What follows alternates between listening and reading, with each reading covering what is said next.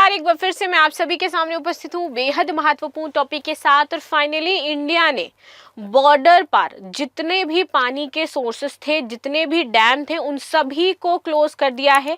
एक बूंद पानी भी पाकिस्तान की तरफ नहीं जा रहा है। और इसी सीरीज में अब जो चेनाब नदी का पानी था उसको भी बंद कर दिया, यानी कि एक और जो वाटर स्ट्राइक है वो इंडिया के द्वारा की गई है। और अभी दोपहर में आपकी न्यूज आई कि कोई भी जो डैम है जिससे पानी ट्रांसफर होता था बॉर्डर एरिया पाकिस्तान की तरफ, वो सारे ही आपके बंद हैं, कोई भी ओपन नहीं है।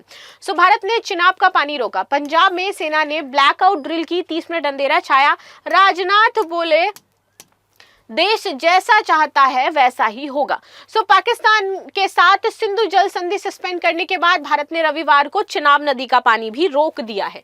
न्यूज एजेंसी पीटीआई के रिपोर्ट के मुताबिक जम्मू में रामबन में बने बागलिहार बांध में चिनाब का पानी रोका गया है। वहीं कश्मीर के किशनगंगा बांध के जरिए झेलम नदी का पानी जो है उसको रोकने की प्लानिंग चल रही थी। और आज दोपहर तक, यानी कि जब तक ये शाम को आपको वीडियो मिलेगा, आज दोपहर तक वो पानी भी आपका रुक गया है। और फाइनली सारे जितने भी सोर्सेस थे जिनके थ्रू उधर पानी जाता था वो आपका बंद हो चुका है।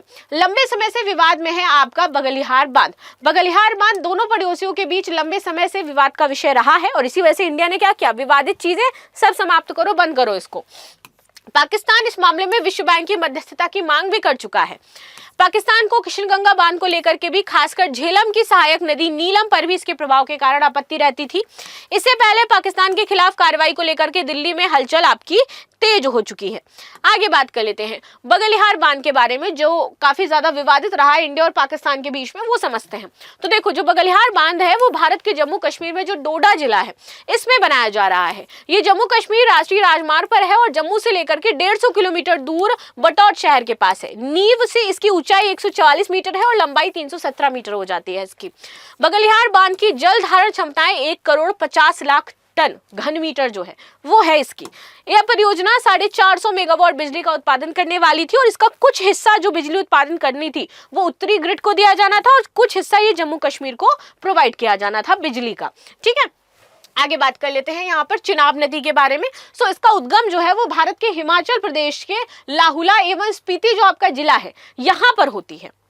ठीक है, और यहाँ पर बारालाचा दर्रे के पास से होती है। चिनाब नदी हिमाचल प्रदेश के लाहुल और स्पीति जिले में तांडी के किलोंग के दक्षिण पश्चिम से 8 किलोमीटर दूर दो नदियों चंद्र और भागा के संगम से बनती है। भागा नदी सूर्याताल झील से निकलती है जो हिमाचल प्रदेश के बारालाचाला दर्रे के पास अवस्थित है। चंद्र नदी का उद्गम बारालाचाला दर्रे चंद्रताल के पास के पूर्व ग्लेशियर से यहाँ पर होता है। और बहाव की अगर बात करें तो चिनाब नदी जम्मू कश्मीर के क्षेत्र से बहती हुई पाकिस्तान के पंजाब के मैदान में प्रवेश करती है और आगे चलकर के सतलज में क्या हो जाती है, मिल जाती है। ठीक है, चिनाब में कुछ महत्वपूर्ण परियोजनाएं और आपके बांध हैं, ये जानना आपके लिए जरूरी है क्योंकि चिनाब नदी चर्चा में आई है तो ये दो चीजें बन जाती हैं जो आपसे पूछ सकते हैं। यहाँ पर रतले हाइड्रो इलेक्ट्रॉनिक प्रोजेक्ट चल रहा है। सलाल बांध है जो हाइड्रो इलेक्ट्रॉनिक प्रोजेक्ट रियासी है। दुलहस्ती हाइड्रो इलेक्ट्रॉनिक प्लांट है विद्युत परियोजना का, किश्तवाड़ा जिले में है। और पाकल दुल बांध निर्माणाधीन अभी चल रहा है, अगेन ये किश्तवाड़ा जिले में हो जाता है। आगे आते हैं महत्वपूर्ण बिंदु। उधर रक्षा मंत्री राजनाथ सिंह ने दिल्ली के पास एक कार्यक्रम था उसको अटेंड किया और बोला है कि जो देश चाहेगा, देश अगर ये चाहता है कि सर्जिकल स्ट्राइक करी जाए, अगर देश की मांग है तो वही पाकिस्तान के ऊपर करी जाएगी। जो भी भारत के ऊपर बुरी नजर डालेगा उसको उसका जो भरपाई है वो करना पड़ेगा। और ऐसा कहकर उन्होंने पूरे जो भारतवासी हैं उनको आश्वस्त किया है। वहीं पंजाब के फिरोजपुर में सेना ने कैंट एरिया और समवर्ती गांवों में ब्लैकआउट एक्सरसाइज भी करी और 30 मिनट तक वहां पर अंधेरा छाया रहा। पाकिस्तान ने लगातार 11वें दिन जो 4 से 5 मई की रात है पुंछ सेक्टर पर सीज फायर करी है। और साथ ही साथ जो 5 इलाके हो जाते हैं सटे हुए सीमा से, वहां पर फायरिंग करी गई है। पहलगांव के बाद अब तक की भारत की कुछ बड़ी बड़ी कार्रवाइयां रही हैं, जैसे कि 23 अप्रैल को सिंधु जल संबंधी निलंबित कर दी, अटारी बॉर्डर बंद कर दिया, पाकिस्तानी वीजा रद्द किया और पाकिस्तानी दूतावास पर कार्रवाई करी गई। 26 अप्रैल को आतंकी ठिकानों पर कार्रवाई हुई और सार्क वीजा जो समय सीमा है वो समाप्त कर दी गई। 28 अप्रैल को पाकिस्तानी नागरिकों की वापसी और 800 पाकिस्तानी लोग भारत से गए हैं वापस। आगे 29 अप्रैल मेडिकल वीजा भी समाप्त किया गया, वापस जाओ।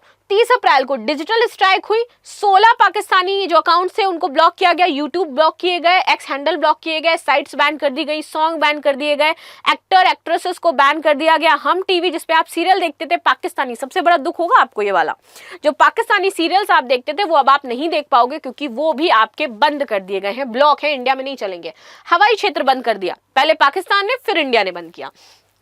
30 अप्रैल 2025 डिजिटल स्ट्राइक हुई। भारत ने 16 पाकिस्तानी यूट्यूब चैनलों, कई एक्स हैंडल साइट्स को बैन किया, हवाई क्षेत्र बंद किया। 1 मई 2025 पाकिस्तानी दूतावास कर्मचारी जो समय सीमा है लागू कर दी है कि वो लोग कर्मचारियों की संख्या 30 होगी, इससे ज्यादा नहीं होगी इंडिया में।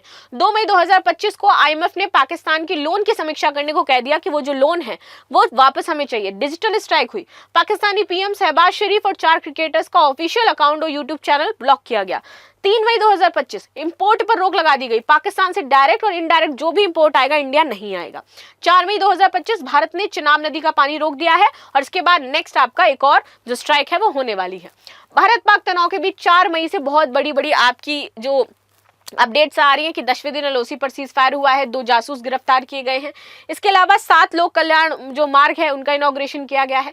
4 और 5 मई की रात यहां पर सीज फायर हुआ, ब्लैकआउट। तुर्की सेना के एक जहाज को पाकिस्तान के तट पर पहुंचाया गया और दोनों देशों के बीच समुद्री सहयोग को बढ़ाने के मकसद से यह काम शुरू हुआ था, क्योंकि तुर्की ने फाइनली अपनी औकात दिखाई और वो पाकिस्तान की तरफ हो गया। कुलगांव में ओवरग्राउंड वर्कर की मौत हो गई थी और पाक आतंकियों की वो जानकारी रखता था उसको पकड़ा गया, जिसका नाम था इम्तियाज अहमद मागरे के रूप में यहाँ पर की गई थी। ठीक है, अचानक से वो नदी में कूदा, भागने की कोशिश करी और इसी दौरान उसकी मौत हो गई।